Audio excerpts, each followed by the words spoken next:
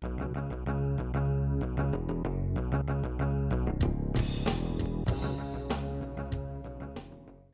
third episode of Buc Update Central. Hello everyone, and I'm Parker Schwartz. Welcome to the program. Hard to ask for a better week than the one we just had in ETSU athletics. Football winning their first Southern Conference game since 2003. The Food City Bucs at Bristol with Western Carolina.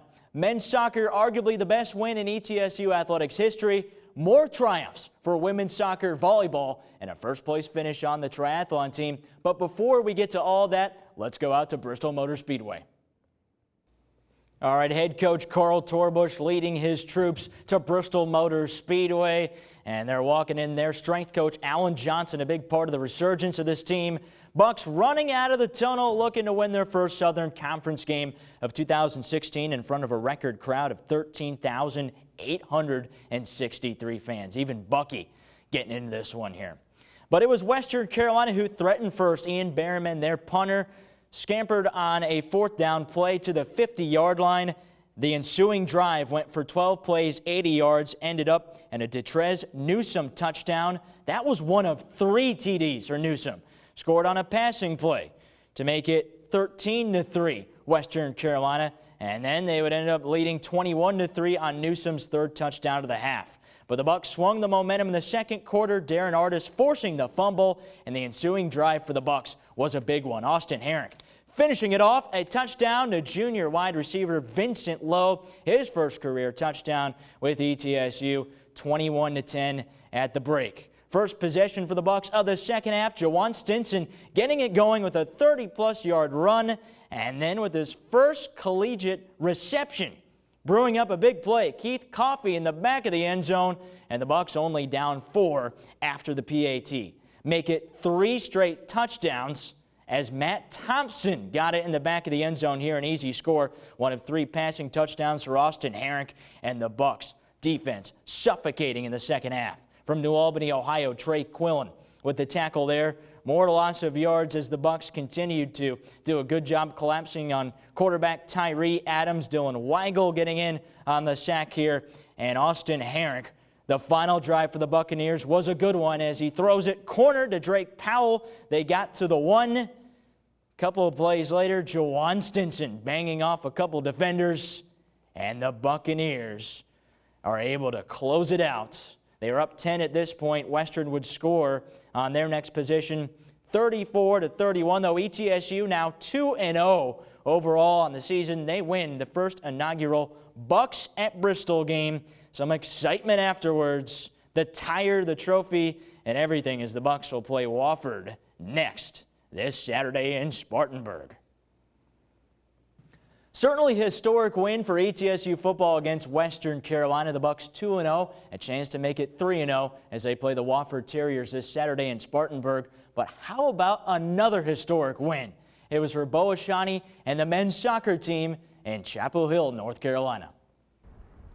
Facing number 1 North Carolina would not be the first time the Bucs playing a ranked team. They played West Virginia earlier in the year and Kentucky last season. SoCon ACC early.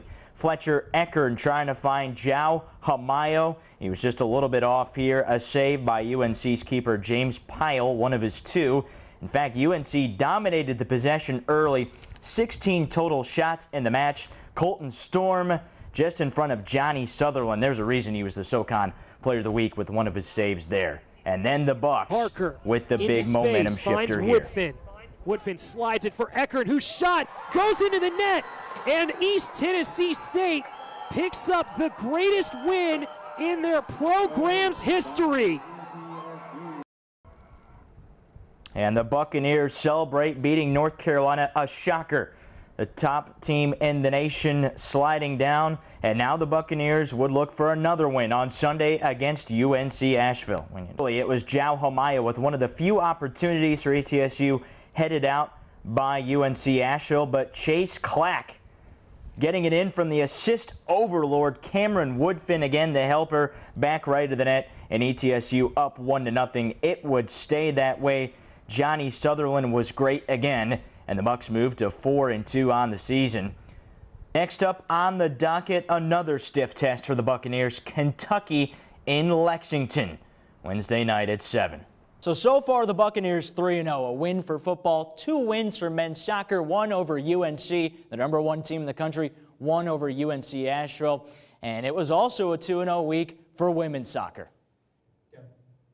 The women not only won, they flat out dominated. Outscored Alabama A&M and South Carolina State over the weekend by a combined 9 goals. Against A&M, they won 3-1. Tomai Vardali 2 goals. Cecilia Ray a goal as well. The Bucs 16 shots, 8 of those on goal. Awfully impressive.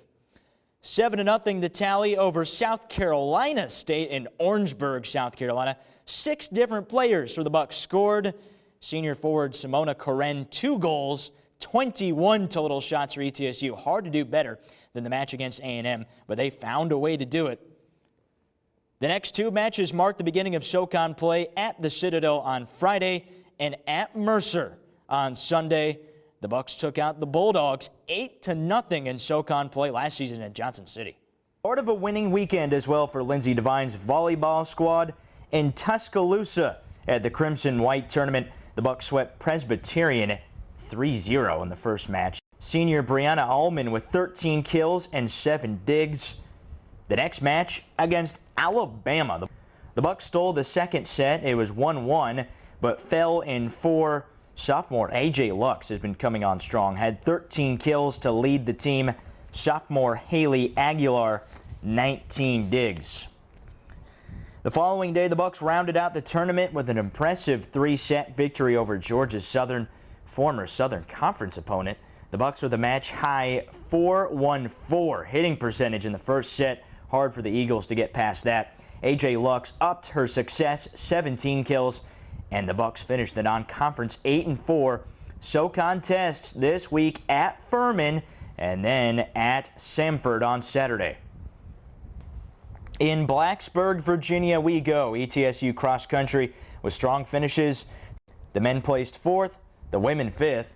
Freshman Adam Bratmuller, 24th out of 112 competitors in the 8K run.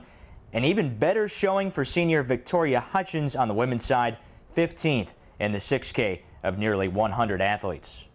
To put the icing on the cake in one of the better weeks in ETSU athletics history, the new triathlon team had a winner at the Anchor Splash Triathlon.